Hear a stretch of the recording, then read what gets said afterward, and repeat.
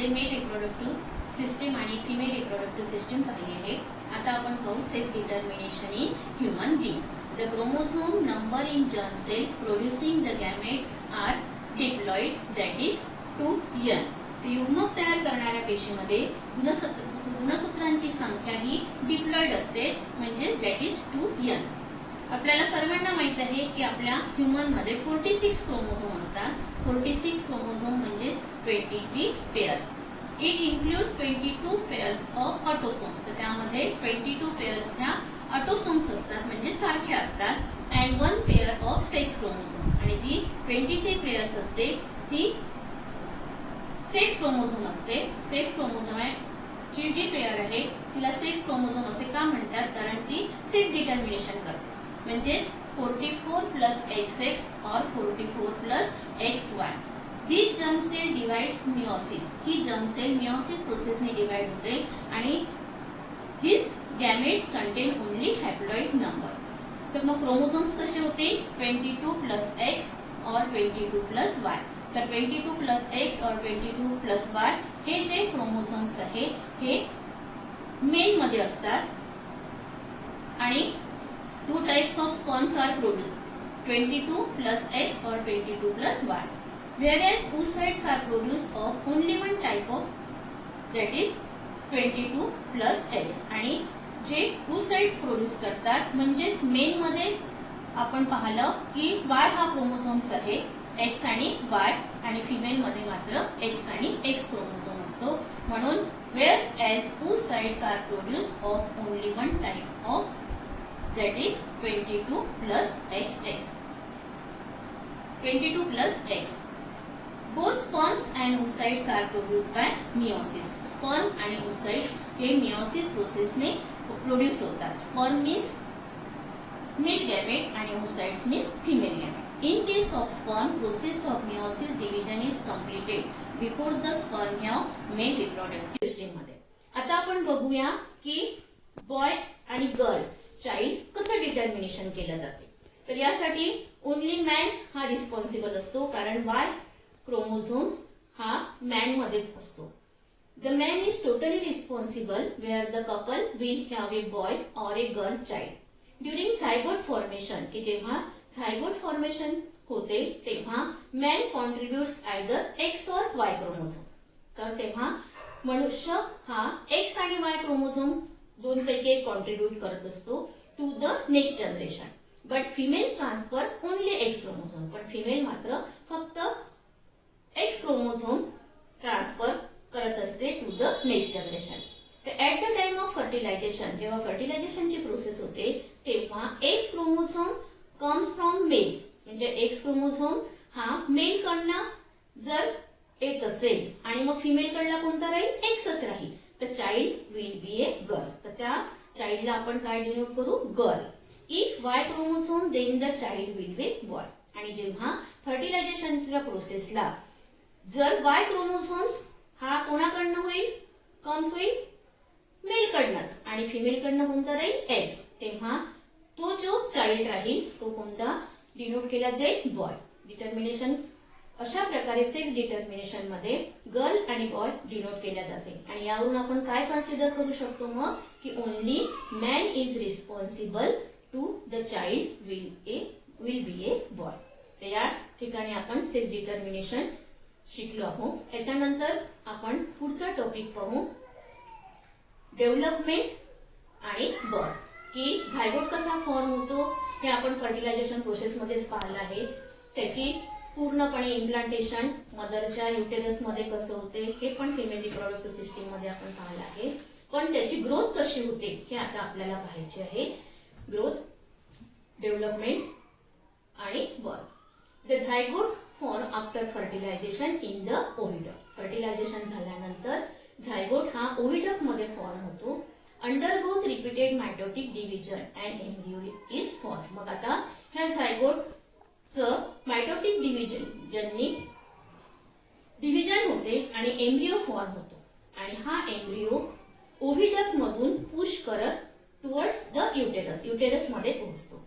One it reaches the uterus, uterus मध्ये पोहोचल्यानंतर it is implanted and further development offers after implantation आणि त्याची पूर्ण डेव्हलपमेंट मग कशामध्ये होते, युटेरस मध्ये होते आफ्टर इम्प्लांटेशन.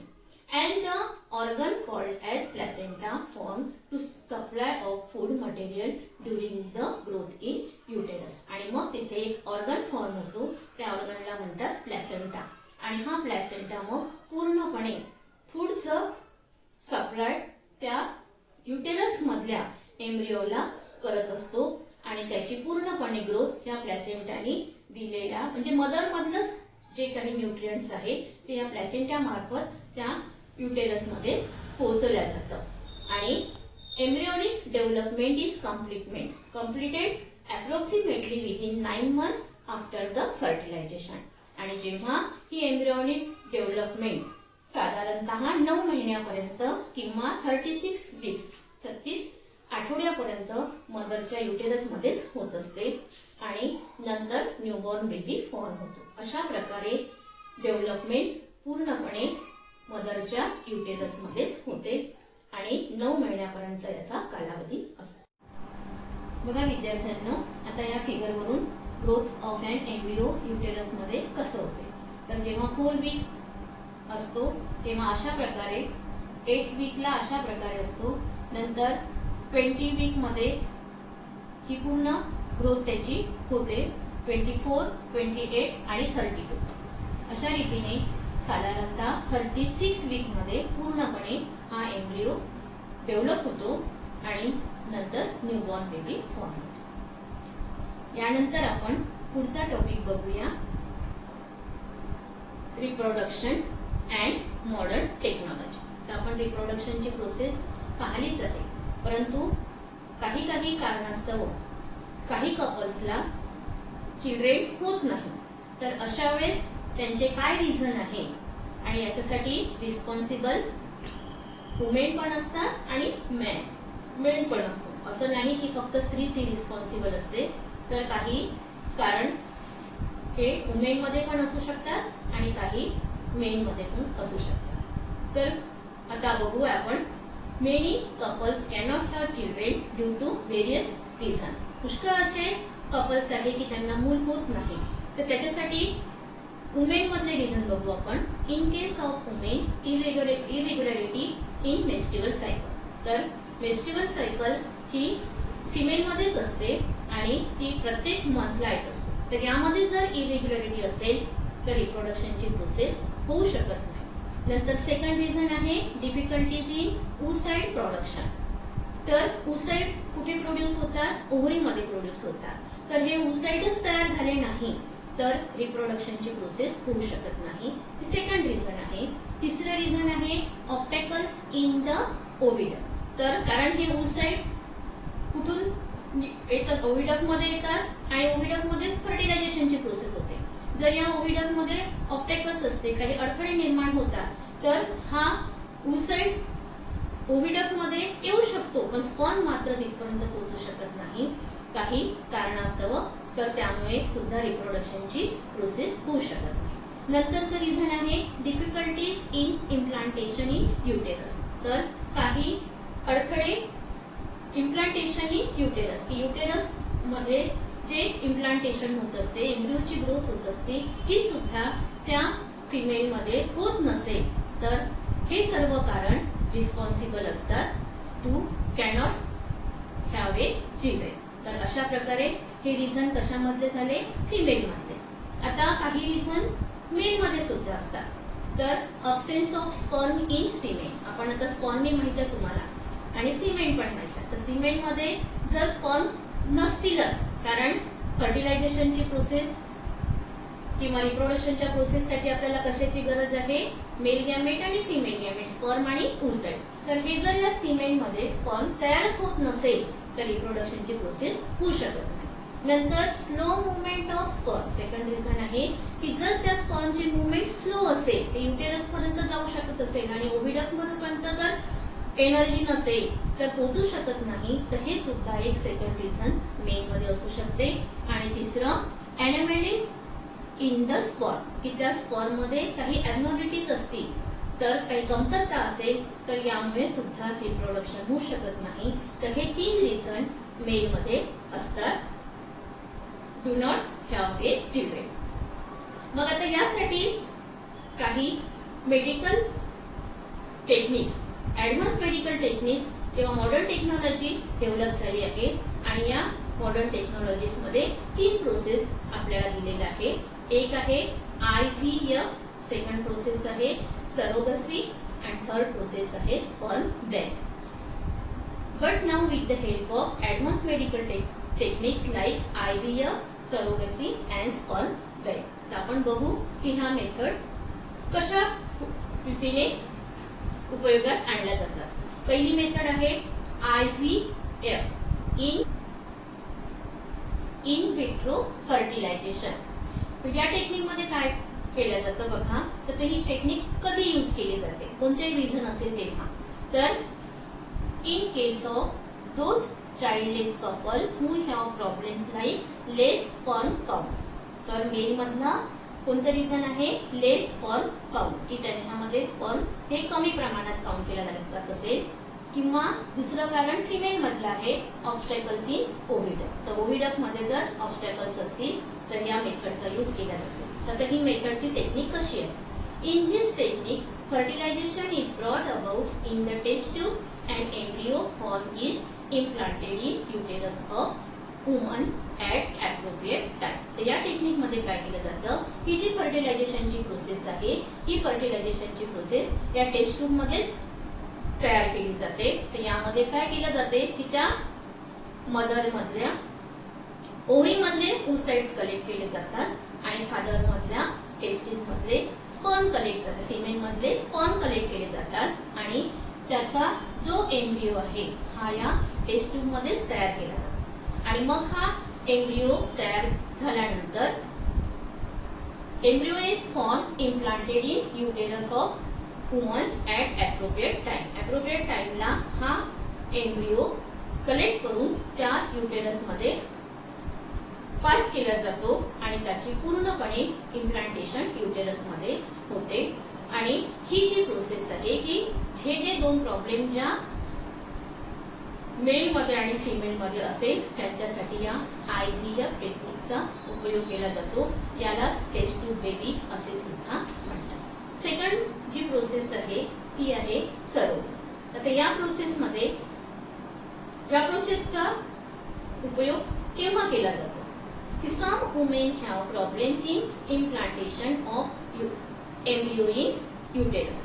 आता बाकी सगळे रिझन त्या वुमेन मध्ये नसेल, फक्त कोणतं कारण आहे की त्या वुमेनच्या युटेरसचा प्रॉब्लेम आहे की त्या युटेरस मध्ये एम्ब्रियोचं जर इम्प्लांटेशन होत नसेल तर अशा वेळेस या मॉडर्न टेक्नॉलॉजीचा उपयोग केला जातो. तर या टेक्नॉलॉजी मध्ये काय केलं जाते, such women can take the help of modern remedial technique called as surrogacy.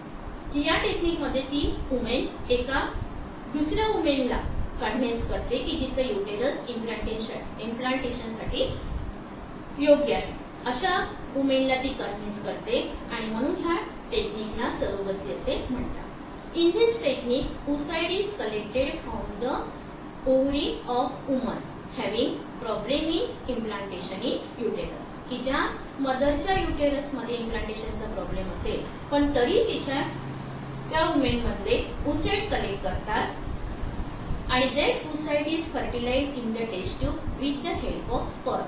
आणि स्पर्म हजबंड त्याच कपलच्या हजबंड कडले जे स्पर्म आहे ते कलेक्ट करतात आणि with the help of sperm collected from her husband the embryo is formed. Such fertilization is implanted in the uterus of some other woman having normal uterus. आता तुम्हाला ह्या figure वरून दिसेलच की हे कपल आहे. याच कपल मधल्या मेल मधले स्पर्म कलेक्ट करतात आणि फिमेल मधले oocyte कलेक्ट करतात. फर्टिलायझेशनची प्रोसेस झाल्यानंतर जेव्हा तो एम्ब्रियो फॉर्म करतात आणि एम्ब्रियो फॉर्म झाल्यानंतर तो एम्ब्रियो कलेक्ट करून ज्या वुमेनचं युटेरस हे योग्य आहे इम्प्लांटेशनसाठी त्या वुमेनच्या युटेरस मध्ये ते ट्रान्सफर करतात आणि त्याची पूर्णपणे ग्रोथ त्या वुमेनच्या युटेरस मध्ये होते आणि such a woman in the whose uterus embryo is implanted. तो एम्ब्रियो त्या वुमनच्या युटेरस मध्ये इम्प्लांटेड करतात आणि मग तो न्यू बॉर्न बेबी हे कपल घेतात. अशा प्रकारच्या या प्रोसेसला सरोगेट मदर किंवा सरोगसी. तिसरी जी टेक्निक आहे ती आहे स्पर्म बँक किंवा semen bank. There are various problem in sperm production in mention about in case of many main.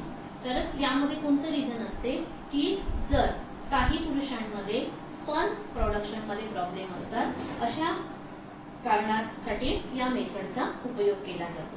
So as to have the children in case of such couples, new concept of sperm bank has been introduce. की अशा वेळी या कारणामुळे ज्या कपलला मूल होत नसेल तेव्हा ही जी न्यू कन्सेप्ट आहे स्पर्म बँकची याचा यूज केला जातो. This concept is similar to blood bank. तर ही जी कन्सेप्ट आहे स्पर्म बँक ही अगदी ब्लड बँक सारखीच आहे की यामध्ये जसं ब्लड बँक मध्ये जे इच्छुक असतात ते ब्लड डोनेट करतात, तसेच इथे जे इच्छुक पुरुष असतात ते सिमेंट डोनेट करतात. त्यांना सिमेंट डोनर असे सुद्धा म्हणतात.